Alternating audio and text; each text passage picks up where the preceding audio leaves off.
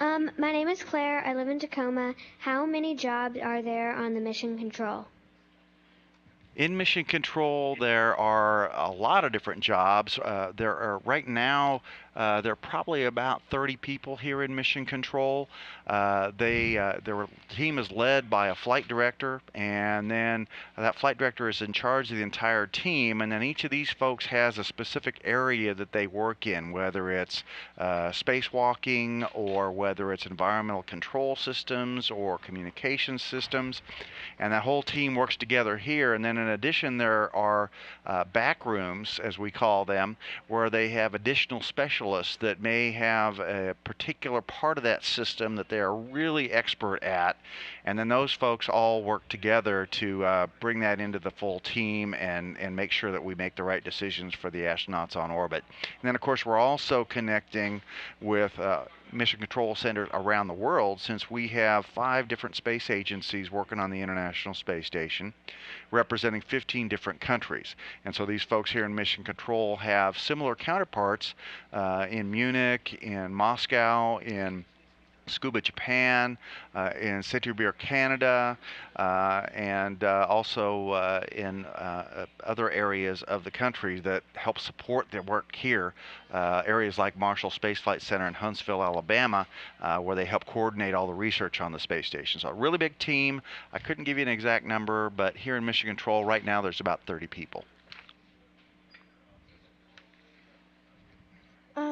My name is Emma, and I live in Seattle. And my question is, do you always work at the same job and do the same thing in mission control? I'm going to bring Mark in on this a little bit. Most people work in a particular area and focus on that area at least for a portion of their time in mission control. However, a lot of people move around into different areas because you've got basically engineers and scientists for the most part that work in mission control, and they have a broad background in whatever area they're in. And so they can sometimes translate those over in different areas, and they like to do that to expand their careers, because a lot of these folks would like to, in addition to just working in mission control, they'd like to someday maybe be a flight director and be in charge. And so in order to get experience in different areas, they do that kind of thing. We also have people like Mark who work with the crews and help prepare them, and maybe you can talk about all the other support work. Well, yeah, I mean, I've been here about 20 years. I worked in the exercise physiology lab doing research for about 4 or 5 years, and I've been currently in my job that I have now as the strength and conditioning coach for about 16 years. Okay, does that answer your question? Yeah. Hello, my name is Nadia. I live in Burnaby, BC, and my question is, what kind of education do you need to work in mission control? Well, again, most of the folks that work in mission control are scientists or engineers. There are a lot of different engineering backgrounds. There's electrical engineering, there's mechanical engineering, there is aeronautical engineering, there's physics, math. Essentially, for education, you want to get a broad education in science, technology, and engineering. But what's really key is to find something that you love to do, because whenever you are trying to improve yourself and get ready for a career, it's important to be doing something that you like to do, because that's going to help you do it better, and it's going to help you focus on learning what you need to know, and then continuing as you get older and mature to learn more all the time. And it's going to inspire in you the idea of continuing to learn throughout your life, which everybody here in this room is definitely focused on doing that, because every time we do something in space, on the space station or on a spacecraft, we learn something new. Yesterday we had a problem on the spacewalk, and we had a brand new problem that we'd never had before. We had a bunch of water collected inside Luca Parmitano's helmet, and they had to come home early on the spacewalk. That's a new thing. We're learning from that. We're trying to figure out now what exactly happened, and it's that kind of learning attitude that you need to develop as much as anything as you're studying to try to get to work here.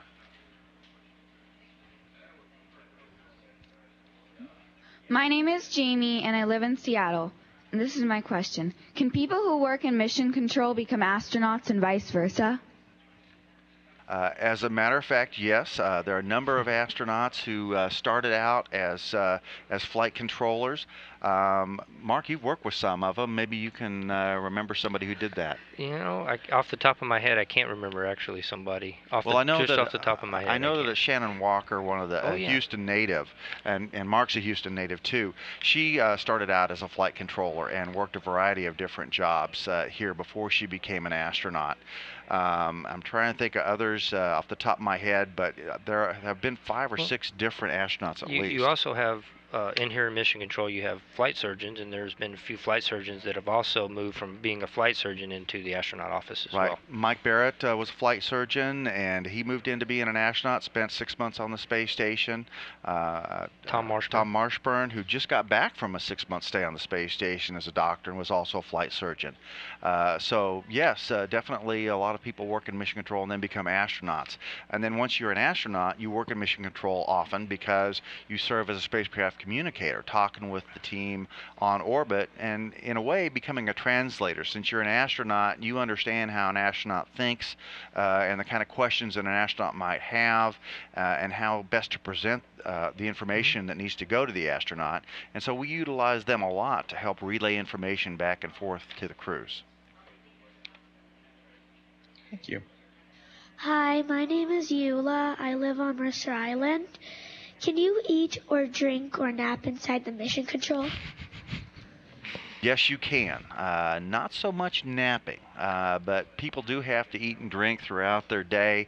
And a lot of times when you see the pictures of us here in Mission Control on NASA television, you'll see folks that have cookies up on the back deck of their consoles, or they'll be eating their lunch.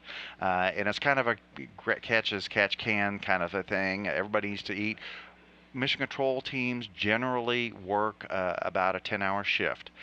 They've got 8 hours worth of work that they do in the middle of the shift where they're the main person, but then they've got an hour before and after when they are handing off from their off-coming and ongoing team members, because this is a 24/7 operation over here, and you have to be able to share what happened on the previous shift so that you're ready to begin your next shift. And then when you go off, you got to make sure that your relief has all the information they need to do their jobs. And so we all bring our lunches here, and we usually eat them on console.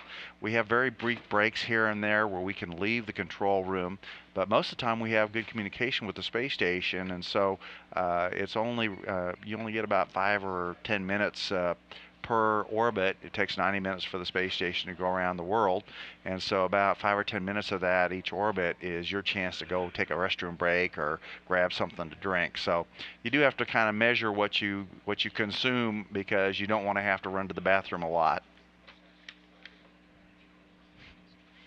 Thank you. I'm Sierra and I live in Seattle, and my question is, what has been the most exciting event that you have had to deal with while in mission control? Wow, I have been working in mission control myself for more than 20 years, and I've been involved in a lot of different events, some interesting spacewalks.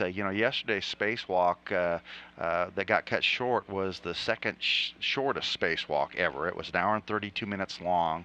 I actually was here doing the voice of mission control work when Mike Fink did the shortest spacewalk ever. That was actually a Russian spacewalk. It was on Expedition 9 a number of years ago. And he got outside, and his life support system was not properly connected, and so he had to come back in after only about 10 minutes outside. That has to be one of the most exciting and interesting times I had here in Mission Control.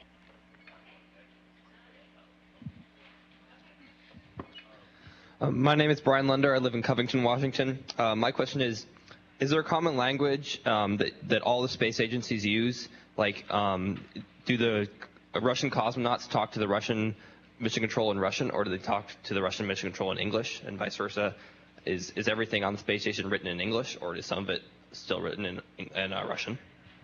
The common language we use aboard the space station for everybody is English. For mission control, we always deal in English when we go back and forth in terms of conversations. Each control center, though, from around the world, in Japan and Russia and Europe and Canada, of course, it speaks their own native language when they're talking to the crews through their communication systems. And so there's some of that. But when we all need to get together and work an issue, we generally work it in English. The majority of things that are printed on board the space station are printed in English or on the computer screens in English, but there's a lot of Cyrillic as well in Russian because it's a totally different alphabet. There are also things that go up in Japanese, which has another different alphabet, and there's things, for example, for Canadian astronauts that go up bilingual in both English and French.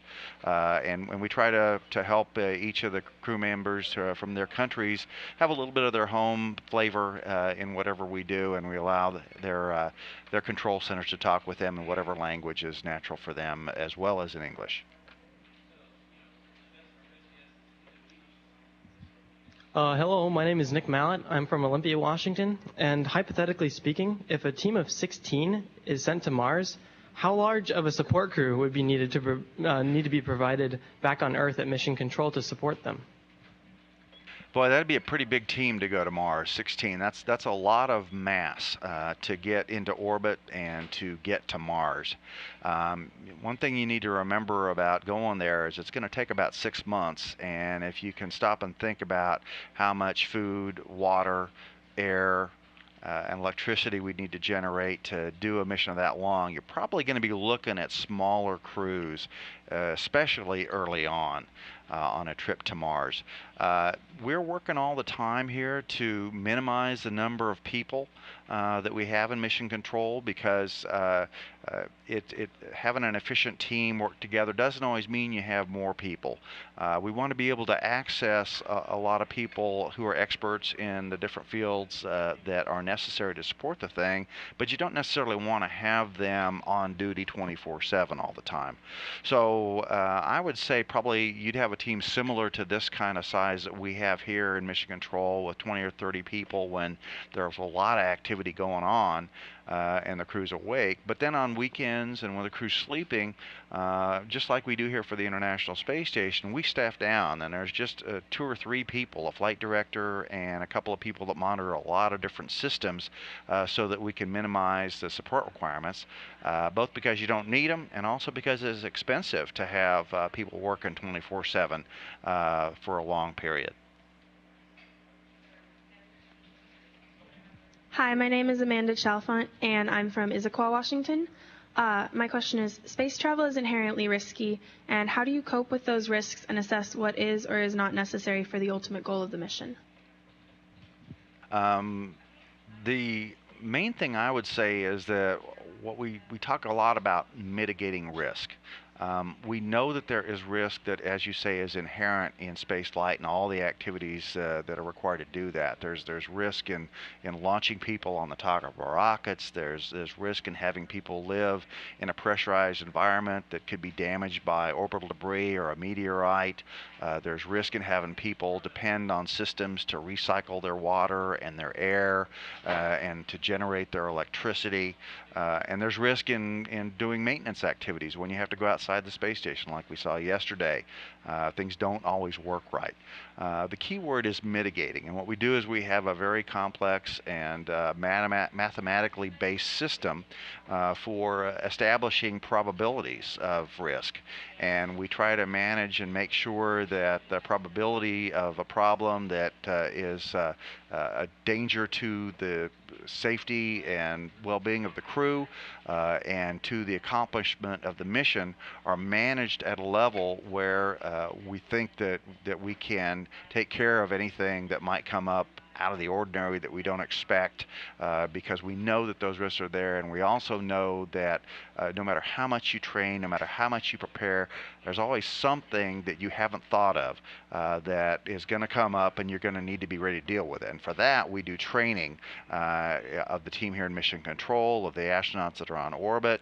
Mark, I'm going to bring you in because physical training is a part of that too for the astronauts. You want to keep them healthy. And maybe you could talk a little bit about that since you're here. Well, one of the things that we look at is that we look at worst case scenarios a lot. So we're looking at emergency egress situations, emergency EVA situations, things like that. So we always have to have them in a state of preparedness from a physical fitness standpoint and a functional standpoint to be able to do their job for whatever that may be.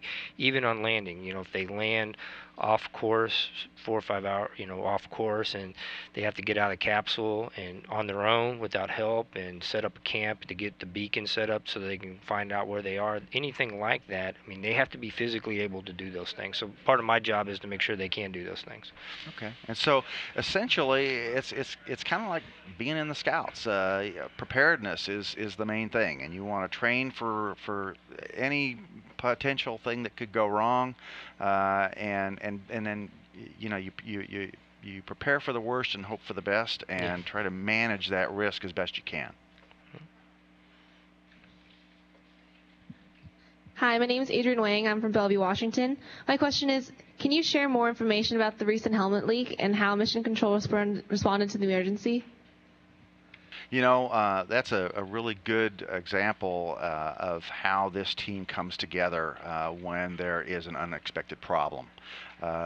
Yesterday, everything was going just exactly as we had expected it in the preparations for the spacewalk. Chris Cassidy and Luca Parmitano had checked out their spacesuits, and because they had just done a spacewalk a week ago, and it all went fine. Accomplished all the objectives and then some. So the team here had already been doing a lot of work to replan for this spacewalk that was planned yesterday, because they had taken care of so many of the get-ahead tasks that they were able to add some new tasks into what was planned for yesterday. And then when they stepped out the door, everything seemed to be going fine. And then Luca mentioned that he had some water inside of his helmet, and that he didn't think it was going to be a problem. They finished their first job, both Chris and Luca did. And then because your buddy system, kind of like when you're diving undersea, Chris went over to check on Luca because he was reporting this water problem, and he started having some problems with his ability to communicate, and that there was a sensor that showed that tracks carbon dioxide levels inside the space station. The folks here in Mission Control saw that wasn't working properly. And so Chris took a look inside of Luca's helmet, and he saw a lot more water than Luca even knew was in there. And at that point, they reported that to Mission Control, and the EVA team told the flight director, Dave Korth, that, hey, we think this is a problem that we're not going to be able to continue doing the spacewalk. And so we recommend that you guys bring him in early. And Dave Korth said, yeah, you're right, let's go ahead and get him in before this gets to be a serious problem. And so they did that, and they had trained well in procedures to get them in quickly. They had Luca come right into the airlock immediately and get him started. They had Chris do a couple of cleanup tasks, because you can't put 2 people through a door that small at the same time. So he did the cleanup and lash things down temporarily, and then he came back in so he could help Luca, and they could close the hatch and get back inside. And then this team worked together through established procedures, a plan that had been discussed at length and practiced both by the crew and by the team here in Mission Control. And so they're all working from the same page in the same book, and we're able to get those guys back in. And here's some video of the team working together. You got Karen Nyberg and Fyodor Yurshikin also helping, Alexander Mazurkin and Pavel Letogradov all joined in to help get Luca out of his spacesuit, and they kind of got in the way of the camera. You can't really see him too well right here, but in just a second I think you're going to see Luca's face, and you're going to see him able to wipe that water off of his face, and that was the success. That's why that was a successful spacewalk, because even though we had a problem, we were able to get Luca and Chris back in safely. And here you can start to see Luca. They're having a wipe. He's getting a lot of water. He had water in his ears and water in his nose. And that's one of the things about water. It tends to coalesce into a globule because of the way water acts in space through surface tension, and it can collect in areas that you wouldn't want it to collect in and be a serious problem. So that's an example of teamwork in action and preparation in action. Mark, you anything to add? No, I don't have anything to add to that. It was interesting watching it. So.